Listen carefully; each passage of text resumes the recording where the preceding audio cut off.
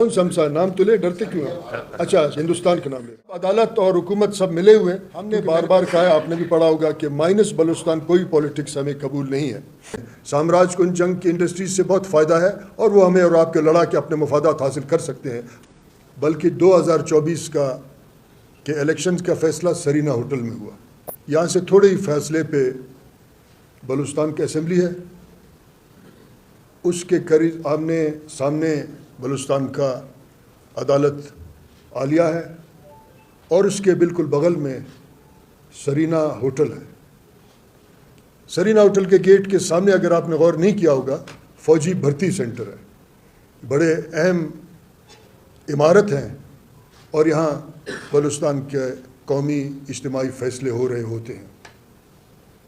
2024 के इलेक्शन की तैयारियाँ इस सूबे के सियासी पार्टियों ने, इस सूबे के गली कूचे सियासी इदारों में, गांव और ऐसे जगहों पे नहीं किया जहां आवाम बसते हैं, बल्कि 2024 के इलेक्शंस का फैसला सरीना होटल में हुआ। पॉलिटिकल पार्टीज़ ने सियासी कारकुन का सियासी कत्ल करके उनके लिए दरवाजे अपने इदारों के बंद किए हैं और उस चौक के पे जहाँ अमूमन लोग धरना दे के बैठते हैं, वहाँ बलूचिस्तान का पॉलिटिकल पार्टियाँ अपना कोटा का नीलामी में मशगूल थे और दूसरे तरफ बलूचिस्तान के दूर दराज इलाके में लोग भूख, अफलास, दहशतगर्दी, नाइंसाफ़ियों का शिकार हो रहे थे। इसके सामने बिल्कुल सूबाई असम्बली है। इस नीलामी के बाद पॉलिटिकल पार्टीज़ अपना अपना सरकारी कोटा लेके उस असम्बली में बैठे हैं जहां कौमी हुकूक का नीलामी और सौदेबाजी हो रहा होता है। साथ साथ जितने पैसे आते हैं पीएचडीपी में, उस पर अपने हाथ साफ कर रहे होते हैं। ज़ाहिरन तो अपोजिशन और हुकूमती पार्टियां, मगर एक बहुत बड़ा नूरा कुश्ती वफाक में, पार्लियामेंट में भी है और साथ साथ यहाँ सूबाई असम्बली में भी। सूबाई असम्बली के सामने अगर आप जाएँ, जहाँ अमूमन धरने होते हैं, प्रेस के साथी भी वहाँ जाके उस धरने को कवरेज दे रहे होते हैं, वहाँ हाई कोर्ट है और आप खुद समझते हैं कि वहाँ अफराद किस तरीके से फैसले और इंसाफ के धजिया उड़ा रहे होते हैं। उसका एक मिसाल मैं आपको दूं कि 2018 के इलेक्शन में मेरा उस वक्त हल्के का नाम NA 265 था, उसके मैंडेट को चोरी की गई और आज 2025 शुरू हो चुका है, वो फैसला अभी तक हुआ ही नहीं है। इसका मतलब यह है कि रियासत के अफराद वो अपने मफादात, अपने पसंद नापसंद के बुनियाद पे इन इदारों को कंट्रोल करते हैं और साथ फ़ौजी भर्ती का इदारा है, वो भर्ती होने के बाद क्या करते हैं आपको भी पता है। अजीज़ साफ़ी साथियों, अफसोस के साथ कहना यह पड़ता है कि पॉलिटिकल पार्टियों ने सियासी अमल को अपने ज़ाती ग्रोही तबकाती मफादात के लिए नीलाम कर दिया है और पॉलिटिकल पार्टी जो बलूचिस्तान में हैं, हम बलूचिस्तान का बात करेंगे, वफाक का आप भी जानते हैं कि किस तरीके के फ़ैसले हुए। पॉलिटिकल पार्टीज़ ने सियासी कारकुन का सियासी कत्ल करके उनके लिए दरवाजे अपने इदारों के बंद किए हैं और वो सियासी दरवाजे बंद करने के बाद पॉलिटिकल पार्टीज़ ने सरमाएदारों, स्मगलरों और ठेकेदारों के लिए अपने अपने ओहदे और पार्टी के पार्लिमानी जो नशिस्तें हैं वो मख्तस किए हुए हैं। इस पे आप तमाम पार्टियों को एक दफ़ा देखें कि कहाँ पार्टी रियासत के उस पार्लिमानी इदारों में किस किस को किस तरीके से एडजस्ट करते हैं। यकीनन मैं ये तवक्को रखता हूँ कि यहाँ अहल कलम जो मौजूद हैं वो 2024 या उससे पहले वाले इलेक्शंस पे अपना कलम इस्तेमाल करो, लोगों तक आगाही पहुँचाएँ। ऐसे भी पॉलिटिकल पार्टियाँ जो मज़हब के नाम पे बात करते हैं, उन्होंने ऐसे लोगों को ऐवाने बाला में ला के बिठाया जो अभी तक शामिल नहीं हुए, तो उनका क्राइटेरिया या उनका स्टैंडर्ड या उनका मेरिट सिर्फ यह है कि बहुत बड़े ठेकेदार और पैसे वाले हैं। तो आपकी नुमाइंदगी को तो यहाँ भी नीलाम किया गया। आपको ये भी अंदाज़ा है कि मैंने पहले दोस्तों को कहा कि जिस पगड़ी को रखा जाता है कुछ लोगों के सर पे, उनको कभी इलेक्शन कमीशन उछालता है, پھر اس کو کبھی ہائی کورٹ اچھال کے پھینکتا ہے، کبھی اسٹے پہ چل رہے ہوتے ہیں. یعنی پولیٹیکل پروسیس مسلسل ایک بہت بڑے افراتفری کا شکار ہے، کیونکہ میں نے پہلے کہا کہ یہاں ادارے نہیں ہیں، افراد فیصلے کر رہے ہیں. اور پولیٹیکل پارٹیز کے اندر کے ادارے بھی اس طریقے سے چل رہے ہیں کہ ایک بہت بڑا لوٹ مار کا بازار گرم ہے. آپ 2024 کے الیکشن کے بعد آپ سینٹ کے الیکشنز پہ ذرا اپنا نظر رکھیں اور اپنے قلم اٹھا کے اس پہ ایک اپنا تجزیہ لکھیں، کیونکہ جس سماج میں ہم رہ رہے ہیں وہاں ادارے تو مفلوج ہو چکے ہیں. جس ملک میں ہم رہ رہے ہیں کہ وہاں تمام معاملات سازشوں کے بنیاد پہ چلتے ہیں، لیکن ہمارے اور آپ کے آئندہ نسلوں کا یہاں فیصلہ ہے، وہ آپ کا قلم ہی اس کو بہتر کر سکتا ہے، لکھ سکتا ہے. آپ سینٹ کے الیکشنز پہ ذرا توجہ کریں کہ کس طریقے سے 2024 کے سینٹ کے الیکشن ہوئے اور آپ کے صوبے میں باہر سے کون کون لا کے ان کو کس ادارے میں فیصلہ ہوا.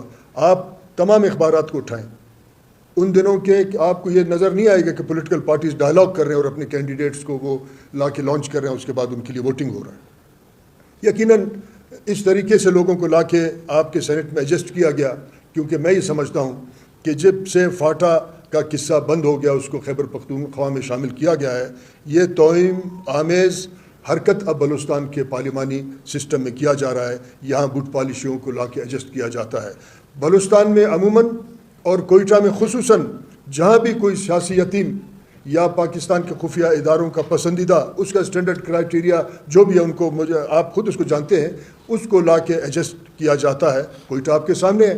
کوئٹہ میں 9 صوبائی سیٹوں میں اکثر وہ لوگ ہیں جو کوئٹہ کے شہر سے تعلق بھی نہیں رکھتے ہیں، نہ اس کے گلی کوچوں میں وہ کبھی زندگی گزار رہے ہیں. سینٹ میں بھی اس طریقے سے کیا گیا ہے، حتیٰ کہ یہاں ایک پولیٹیکل پارٹی جو اپنے آپ کو نیشنلسٹ کہتا ہے، ان کا ایک طبیب جو ہے لیڈر نے کچھ عرصے پہلے قبائلیت پہ بڑا تبصرہ کیا اور یہ بتایا کہ بلوچستان میں سیاسی عمل جو ہے قبائلیت نے آلودہ کیا ہے. حالانکہ ان کو یہ بھی سوچنا چاہیے کہ ان کے مکران کے قومی اسمبلی کے حلقے سے جو شخص جیتا ہے وہ کسی قبائلی بنیاد پر نہیں جیتا ہے، وہ حتیٰ کہ پاکستانی بھی نہیں ہے. تو کیونکہ ہمارے سیاسی پارٹیاں اپنے کوٹہ کے انتظار میں کہ کب ان کے اقتدار کا ایک چھوٹا سا حصہ ملے، وہ عموماً مسائل کا غلط تعبیر کرتے ہیں. اس غلط تعبیر کی بنیاد پہ ہمارا سیاسی عمل مکمل طور پہ مفلوج ہو گیا ہے. میں پاکستان کے ریاست کے جو طاقتور پالیسی میکرز ہیں، میں ان سے یہ عرض کرتا ہوں کہ بلوچستان کو جس آپ نے نہج پہ لا کے کھڑا کیا ہے، ہمارے ارد گرد بہت بڑے بڑے طوفان اٹھ رہے ہیں، مگر آپ سنجیدہ نہیں ہیں کہ بلوچستان کے معاملات کو سیاسی عمل کے ذریعے اس کو ٹھیک کریں. بلوچستان کو ایک سیاسی، ایک سماجی، ایک معاشی، ایک معاشرتی اور آئینی اور قانونی پیکج کا اور ایک تھیریپی کا ضرورت ہے، تاکہ بلوچستان کے لوگ اپنے آئندہ آنے والے دنوں میں اپنے مستقبل کا فیصلہ کریں. یہاں کے سیاسی کارکن اپنا فیصلہ کر سکیں، مگر سیاسی کارکنوں کو اب ریپلیس پولیٹیکل پارٹیز نے اس طریقے سے کیا کہ یہاں ٹھیکیداری پاکستان میں بغیر رشوت کا نہیں چلتا، یہاں اسمگلرز کو لا کے ایڈجسٹ کیا جاتا ہے. اب پچھلے دنوں میں آپ دیکھیں کہ کوئٹہ میں ایک بائی الیکشن ہوا، اور بائی الیکشن جس طریقے سے ہوا اس کو آپ خود جانتے، اس پہ تبصرہ کرنا درست نہیں ہے. مگر بائی الیکشن کے بعد پھر ایک پولیٹیکل پارٹی نے دھرنے دیے اور پورے صوبے کے راستے بند کیے.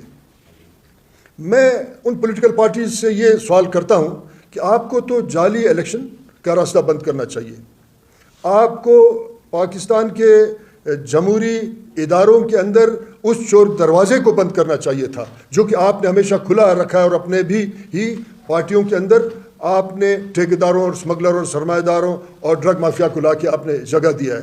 مگر ضرورت اس بات کی ہوتی ہے کہ ان راستوں کو بند کیا جائے جہاں جس چور دروازے سے لوگ شامل ہوتے ہیں اور چور دروازے سے لوگ اسمبلی کے اندر جاتے ہیں. مگر کیونکہ پولیٹیکل پارٹیز کے پاس عوام کے لیے درد نہیں ہے، انہوں نے بلوچستان کے عام لوگوں کا راستہ بند کیا، اور اس دھرنے سے جانی نقصان ہوا، تاجروں کو نقصان ہوا، مسافروں مریضوں کو نقصان ہوا.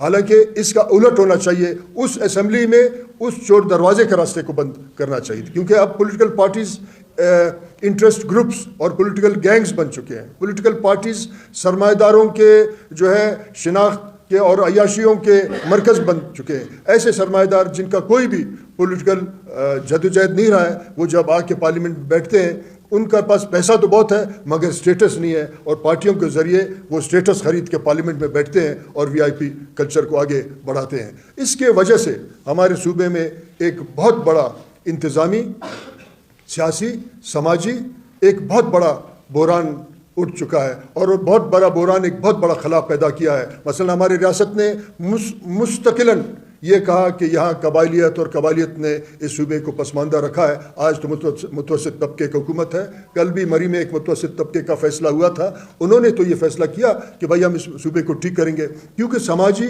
نظم کو بھی ریاست نے برباد کیا، اس کے ساتھ ساتھ سیاسی پارٹیوں نے اس سماجی نظم کو ریپلیس کرنے کے بجائے انہوں انٹرسٹ گروپس بنے، تو آج بلوچستان ایک بہت بڑے بحران سے گزر رہا ہے۔ اس کا بڑا مجرم وہ پولیٹیکل پارٹیز ہیں جنہوں نے ذاتی مفاد کے لیے اس صوبے میں تمام نظم کو برباد کر کے ایجنسیوں کے ساتھ جو ہے ساز باز کر کے ایک اپنا ذاتی کوٹا مختص کرانے کے لیے انہوں نے بات کی۔ آج آپ دیکھیں، اگر کل جو قلعہ سیف اللہ میں فیصلہ ہوا وہاں ریاست نہیں تھا، کل قلعہ سیف اللہ میں جو اغوا ہوئے، دہشت گردی ہوئی، وہاں ریاست کہیں نظر نہیں آئے، نہ پولیٹیکل پارٹی ہوئے۔ اس سماجی نظم نے اپنے اغوا کاروں کو انہوں نے سزا بھی دیا، ان سے اپنے بندے بھی چھڑائے۔ اگر وہ سماجی نظم نہ ہوتا تو میں یہ سمجھتا کہ آج ایک بہت بڑا ایشو پھر اس علاقے کے لوگوں کو ہوتا کہ ان کے لوگ اغوا ہو کے کہیں جاتے اور ان سے لوگ مطالبہ پیسوں کو کر رہے تو میں ان لوگوں کو خراج تحسین پیش کرتا ہوں کہ انہوں نے اپنے مدد آپ پہ اس دہشت گردی کے بہت بڑے واقعہ سے اپنے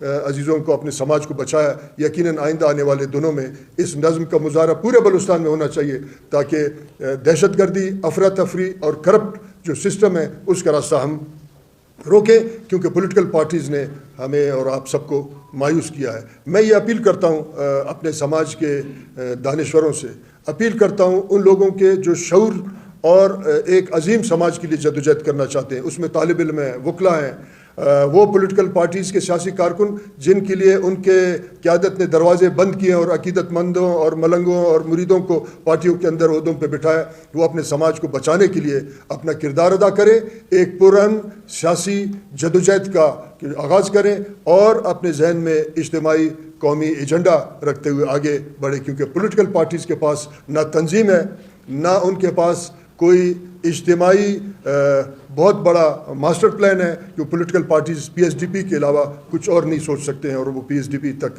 ہی محدود ہوئے ہیں۔ میں طالب علموں سے اپیل کرتا ہوں کہ وہ اپنے ذاتی مفادات سے بالاتر ہو کے اجتماعی قومی مفادات کو مد نظر رکھتے ہوئے تعلیمی اداروں کو امن کا گہوارہ بنائیں اور وہ اپنے تعلیم کی طرف فوکس کریں، کیونکہ اس وقت بلوچستان دنیا کے اہم ترین خطوں میں ہے اور مشرق وسطیٰ سے ایک بہت بڑا طوفان اٹھ رہا ہے، افغانستان اور ایران کی طرف سے بھی طوفانیں اٹھ رہے ہیں۔ اگر ہم قومی نظم کا مظاہرہ نہیں کریں گے، جس افراتفری کا شکار ہمارا سماج ہے، ہم قومی نظم کا مظاہرہ نہیں کریں گے تو آئندہ آنے والے دنوں میں ہم نے ایک طویل دربدری اور افراتفری کا شکار ہوں گے، جس میں شاید پھر آنے والے دنوں میں ہم ایک قوم کا شناخت کھو بیٹھیں، ایک ہجوم میں ہم دوسروں کے دروازے کٹکھٹائیں۔ آج سامراج کا سب سے بڑا ادارہ، سب سے بڑا معیشت کا جو ہے ادارہ ہے، وہ جنگی جو ہے ان کا جنون ہے اور ان کے جنگی انڈسٹریز ہیں۔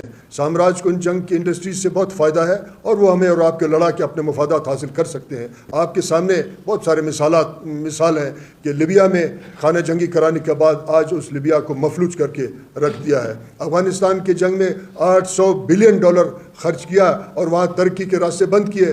آج وہاں سامراجی قوتیں انسانی حقوق کے نام پہ عورتوں کے حقوق کے لیے صرف بات کرتے ہیں، مگر اس جنگی مشینری کا بات نہیں کرتے جو 40 سال پہ افغانستان پہ مسلط کی۔ عراق آپ کے سامنے ہے، مثلاً جس طریقے سے سوریا کو سامراجی طاقتوں نے اپنے جنگی انڈسٹری کے ذریعے آج مفلوج کر کے رکھ لیا ہے۔ اگر ہم ارد گرد کے ان طوفانوں سے باقاعدہ طور پہ ہم سبق حاصل نہیں کریں گے، ایک منظم، ایک پرامن سیاسی جدوجہد کے ذریعے اپنے مسائل حل نہیں کریں گے، تو میں سمجھتا ہوں کہ ہم بھی ان بہت بڑے جو ہے بحرانوں سے دو چار ہوں گے جو ہمارے ارد گرد ہوا ہے۔ میں امید رکھتا ہوں، توقع رکھتا ہوں کہ ہمارے اس پیغام کو پریس کے ساتھی اور نوجوان ایک دفعہ اپنے شعوری جو ہے لیبارٹری میں رکھ کے اس کو سوچیں گے کہ ہم نے اس بحران سے کس طریقے سے نکلنا ہے۔ حال ہی میں یہ پتہ چلا پریس کے ذریعے کہ بلوچستان کے صوبائی اسمبلی کے جو ہے نشستوں میں اضافہ کیا جا رہا ہے۔ مجھے یہ سمجھ نہیں آیا کہ ریاست کو اور وفاق کو اچانک ہی کیسے خیال آیا کہ نشستوں میں اضافہ کرنا چاہیے. یہاں قانون سازی ہو رہا ہے کیونکہ یہ اس لیے نہیں کیا جا رہا ہے کہ بلوچستان میں نمائندگی نہ ہونے کا برابر ہے, اس لیے کیا جا رہا ہے کہ آئندہ آنے والے دنوں میں نئے نشستوں پہ ان لوگوں کو ایڈجسٹ کیا جائے جو لوگ پھر ریاست کی بوٹ پالشی ہیں اور اس لوٹ مار کے بازار کو 5 سال آگے بڑھائیں گے. میں اگر سیاسی کارکن منظم نہیں ہوں گے تو پھر آئندہ آنے والے 5 سال بھی ایسے لوگوں کو ایجاد کیا جائے گا کہ جو ان نئے نشستوں پہ بیٹھیں گے اور ریاست کے اس لوٹ مار کو قانونی اور پارلیمانی جو ہے سپورٹ کریں گے. میں یہ سمجھتا ہوں کہ اگر ریاست بلوچستان کے بارے میں سنجیدہ ہوتا, نشستوں کو میں اضافہ کرنے کے بجائے وہ انسانی حقوق کے اس بل کو آگے لاتے جس کے تحت ہمارے لوگ مسنگ پرسنز ہیں, یہاں ریاست کے ادارے لوگوں کو اٹھا کے لے جاتے اور کوئی ان کا پوچھ گچھ نہیں ہے. یہ ایک بہت بڑا آنے والے دنوں میں پھر سیاسی کارکن کے لیے چیلنج ہے. اگر سیاسی کارکن اپنے قومی حقوق کو اپنے لیے جو ہے ترجیح کا بنیاد نہیں رکھیں گے تو پھر میں سمجھتا ہوں کہ پھر ہم مزید آگے بحرانوں میں جائیں گے. آخری میرا پیغام یہ ہے کہ سیاسی کارکنوں, طالب علموں کو, وکلاء کو, دانشوروں کو اور خصوصاً پریس کو کہ وہ ذاتی مفاد کو قومی مفاد کے لیے قربان کریں تو ہم بہت ہی جلدی ایک بہت بڑے بحران سے نکل سکیں گے. دیکھیں, میں آپ کو ایک عرض کروں, اس کا ذمہ دار پاکستان کے ریاست کے خفیہ ادارے ہیں. اگر وہ سیاسی عمل کو شفاف طریقے سے, جمہوری طریقے سے آگے بڑھاتے تو لوگ اس سیاسی عمل کا حصہ بنتے. جہاں سیاسی عمل کو ریاست نے جعلی طریقے سے اور اپنے طاقت سے روکا ہے, وہاں جب سیاسی کارکن کا راستہ روکا جائے گا تو وہ پہاڑوں کا رخ کریں گے. اس کا ذمہ دار ریاست ہے اور آج تک ریاست کئی دہائیوں کا اس پالیسی کو آگے لے جا رہا ہے. اس کا مطلب یہ ہے کہ ریاست نہیں چاہتا کہ بلوچستان میں امن ہو, لوگ قبائلی نامیات قبائلی تنازعات میں الجھے ہوئے ہوں, لوگوں کو مذہبی اور دوسرے قسم کے دہشت گردی سے ڈرا کے اس صوبے میں لوٹ مار بنایا جائے. میں یہ سمجھتا ہوں کہ سیاسی کارکن ریاست کی اس پالیسی کو ناکام بنانے کے لیے سیاسی عمل کا حصہ بنے اور پرامن سیاسی جدوجہد کے ذریعے اس افراتفری کو روکے. اگر ریاست سیاسی پارٹیوں کو یعنی جعلی طریقے سے ان کا راستہ نہیں روکتا, یہ نوجوان جو آج پہاڑ کی طرف گئے ہیں اور کوئی بھی ان کو مدد کرے وہ مدد لے رہے ہیں, تو اس کا ذمہ داری پاکستان کی ریاست اور اس کے اداروں پہ ہے کیونکہ انہوں نے سیاسی عمل کو روکا ہے. میں آپ کو یہ عرض کر رہا ہوں, جب سینٹ کا فیصلہ ہوا 2024 میں تو جس صوبے میں پہلے ہی بے چینی ہے, پہلے لوگ یہ سمجھتے ہیں کہ ان کا سیاسی نمائندگی نہیں ہے, آس پاس سے ٹھیکیداروں کو 4 سدے سے لوگوں کو اٹھا کے کیا ضرورت ان کو لایا. ان کا مطلب ہے کہ ریاست کا پالیسی اس افراتفری میں. ایک بات. دوسرا بات ہے ان نئے سیٹوں کے پہ لوگ آئیں گے نہیں, لائے جائیں گے. تھوڑا سا اس کا ٹیکنیکل یہ بات لائے جائیں گے. اب جب پارٹیوں نے سرینا میں فیصلہ کیا یا بلوچستان کے مفادات کا فیصلہ مری معاہدے میں ہوتا ہے تو اس کا مطلب یہ ہے کہ سیاسی عمل کو ریاست نے طاقت سے روکا ہے اور اپنے مفادات اور اپنے مرضی کا فیصلہ کرا ہے. اس لیے پولیٹیکل پارٹیوں سے لوگوں کا اعتماد اٹھ چکا ہے. میں آپ کے توسط سے سیاسی کارکن, حقیقی سیاسی کارکن کو, ان مریدوں اور ملنگوں کو نہیں کہتا ہوں کہ جو ہر جگہ رہتے ہیں, وہ اپنے صوبے کو بہت بڑے جنگ اور بحران سے بچانے کے لیے ایک پرامن سیاسی قومی جدوجہد کا آغاز کریں. بلوچستان کا مسئلہ قطعاً طبقاتی نہیں ہے, اس کو طبقاتی ڈیزائن کیا گیا ہے کچھ خود غرض لوگوں کی وجہ سے. وہ اپنے یہ قومی ہے, قومی مسئلے کے لیے ایک قومی جدوجہد کا ضرورت ہے اور سیاسی پرامن جدوجہد کا, تاکہ بین الاقوامی سامراج یا آس پاس کے قوتیں اس سے اپنے ذاتی فائدہ نہیں اٹھا سکے, ہم اس کو اپنے آئندہ نسلوں کے فائدے کے لیے استعمال کر سکیں. اس جدوجہد کا ضرورت ہے. مصطفیٰ کھوکھر صاحب میرے ذاتی تعلق دار ہیں اور وہ سینٹ سے بھی اس لیے مستعفی ہوئے کہ ان کو انسانی حقوق کا جو کمیٹی کے چیئر کرتے تھے ان کو یہ انجینئرڈ جو ہے انکوائری رپورٹس داخل کروانے کے لیے کہا, انہوں نے پھر چھوڑ دیا. ہم یہ سمجھتے تھے کہ جو پارلیمنٹ ہے وہ ایک کٹ پتلی کردار ادا کر رہا ہے اور عوام کے حقیقی مسائل کو اس پہ بات نہیں ہو رہا ہے. اس کے ساتھ ساتھ پھر ہم نے سوچا کہ ایک عوامی پارلیمنٹ کا انعقاد کیا جائے جس کو ہم نے ری امیجننگ پاکستان کا نام دیا. پھر اس میں مصطفیٰ کھوکھر صاحب, مفتاح اسماعیل, خواجہ ہوتی صاحب, خاقان عباسی اور بھی ہمارے ساتھی تھے اور اس ایک سیریز کا ایک سیمینارز اور پروگرام ہوتے رہے. اب اس میں ساتھ ساتھ خاقان عباسی صاحب کا, مفتاح اسماعیل صاحب کا یہ موڈ بنا کہ ایک پولیٹیکل پارٹی بنے. ہم نے بار بار کہا ہے, آپ نے بھی پڑھا ہوگا کہ مائنس بلوچستان کوئی پولیٹکس ہمیں قبول نہیں ہے. خاقان عباسی صاحب کو ہم نے کہا کہ اگر آپ ایک پارٹی بنانا چاہتے ہیں, بلوچستان بھی ایک قومی اکائی ہے, ایک ڈسٹرکٹ نہیں ہے. کالونی آپ سمجھتے ہیں اس کو سمجھیں, قومی اکائی ہے. آپ جب آنا چاہتے ہیں پارٹی بنانے سے پہلے تو برائے مہربانی آپ 4-5 دن کوئٹہ میں گزاریں. اس کے بعد ہمارے سینئر سیاسی کارکنوں سے ملیں, آپ کا کوئی تعلق دار ہے, ہمارے 2-3 دفعہ پریس سے آپ ملیں, ہمارے وکلاء سے آپ ملیں گے, جو بھی دانشور ہوں گے ان سے ملیں گے. اس کے بعد جب بھی آپ پریس کے ساتھ بات کریں گے, ہم سب انعقاد کریں گے, 2-3 دفعہ آپ کا پریس کے ساتھ بات چیت ہوگا. ہمارا جو ساتھی ہیں, جو سیاسی ساتھی, ہم ان تمام آپ کے ایکٹیویٹیز کو اس کے بعد اپنے کمیٹی میں رکھیں گے, جو ہماری کور کمیٹی ہے. ہم اس کے بعد فیصلہ کر سکیں گے. یقیناً جس طریقے سے آج بھی مائنس بلوچستان کا پولیٹکس ہو رہا ہے, شاید ان کو کہا گیا تھا کہ مائنس بلوچستان اور حاجی لشکری کو آپ آن بورڈ نہ لیں. ہم کو بھی کوئی جلدی نہیں ہے, ہم کسی مائنس بلوچستان پارٹی کو بھی قبول نہیں کرتے. اس کا ایک مثال آپ کو دوں. اس وقت ہم سنتے ہیں کہ ایک سابق وزیر اعظم جو جیل میں, ان کو اسٹیبلشمنٹ قبول نہیں کرتا, مگر 2018 کے الیکشن میں حاجی لشکری کو آج تک قبول نہیں کر رہا ہے. اور وہ بندہ جو آئین توڑ رہا ہے اور یہاں جعلی طریقے سے لندن ادھر ادھر کا چکر لگا رہا ہے, اس کا مطلب وہ میرے اس آزاد سیاسی حیثیت کو قبول نہیں کرتے. اس لیے ہم نے ان کے ساتھ جانے کا ہم نے کوئی ارادہ نہیں کیا.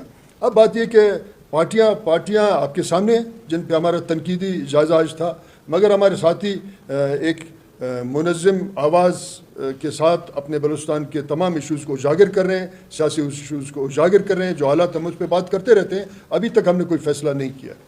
مرکزی لیڈر ہمارے پاس آئے, ہم نے ان کو اجتماعی قومی ایشوز ان کے سامنے رکھے اور ان ریٹرن آپ نے بھی دیکھے ہوں گے.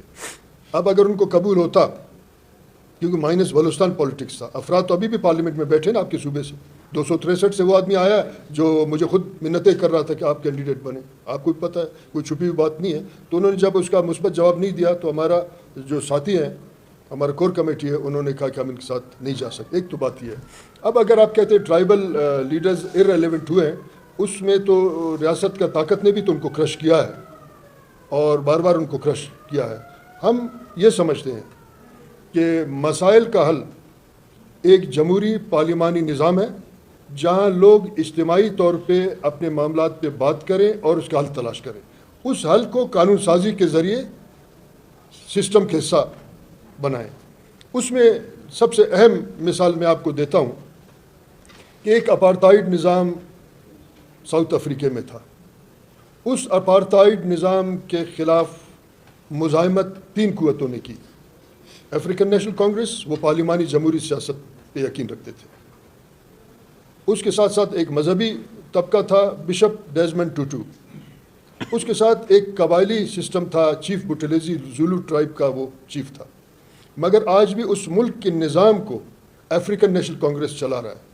اگر ہم سمجھیں کہ ہم پارلیمانی سیاسی عمل سے قطع تعلق ہوں گے, اس کا آپ کو ایک مثال دوں, اور پھر ہم اس حکومت سے مطالبہ کریں جس کو راستہ ہم نے دیا اور وہ پارلیمنٹ میں بیٹھا ہے, اس کا مطلب ہے کہ یا ہمارا سمجھ غلط ہے یا ہم ان لوگوں کو خود راستہ دے رہے ہیں. مثلا آپ اگر پارلیمانی سیاست نہیں کریں گے, اور جو نہیں کر رہے کچھ لوگ, تو پھر آپ ایسے لوگوں کو راستہ دے رہے ہیں جو اسمگلر ہیں, پی ایس ڈی پی پہ اپنا ہاتھ صاف کر رہے ہیں, یا ایسے قانون سازی کر رہے ہیں جو بلوچستان کے قومی شناخت کو نقصان پہنچا رہا ہے.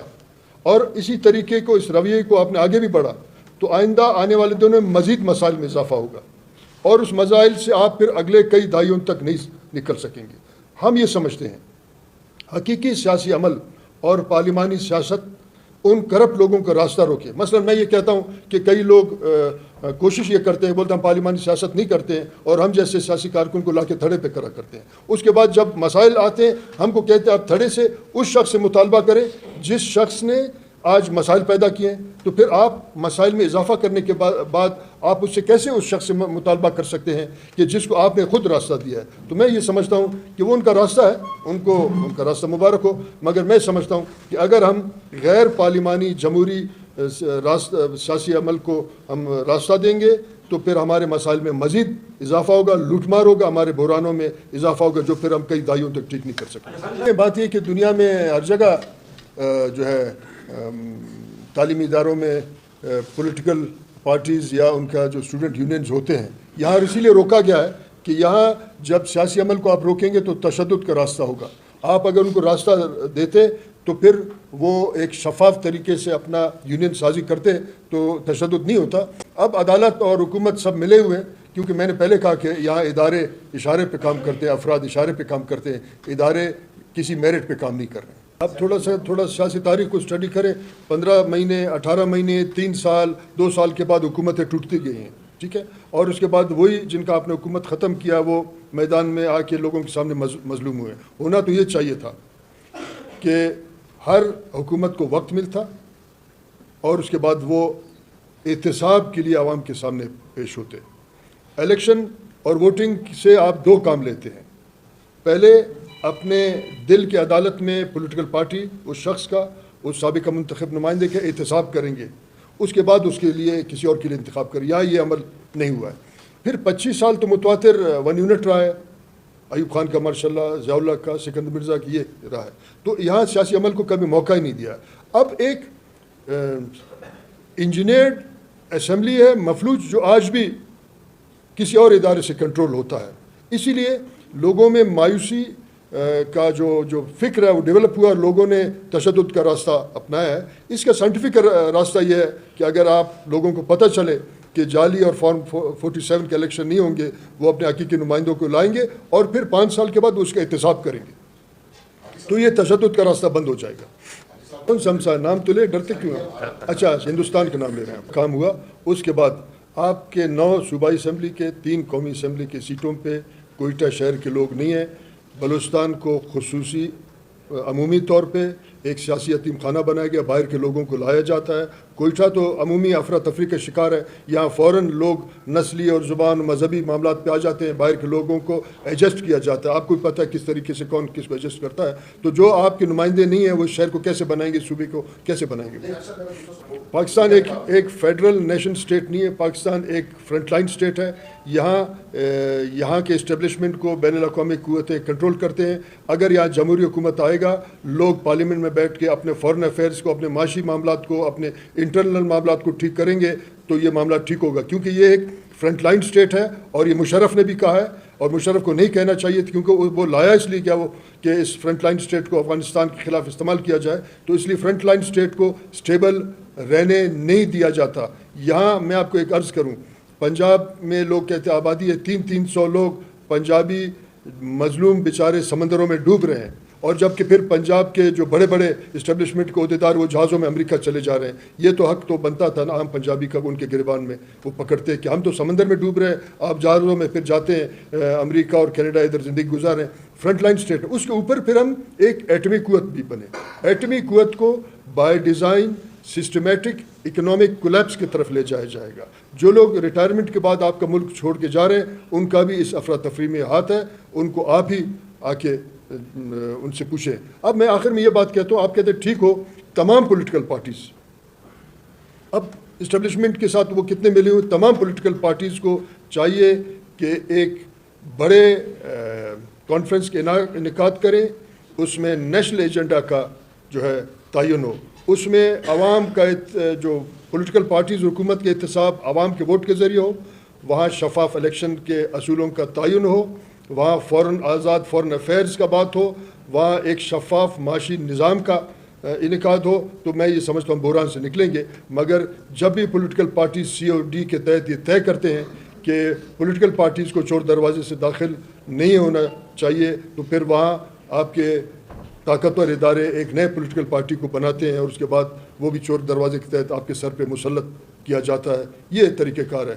اس کا طریقہ یہ ہے کہ پولیٹیکل پارٹیز سب کے سب ایک دفعہ طے کر لیں.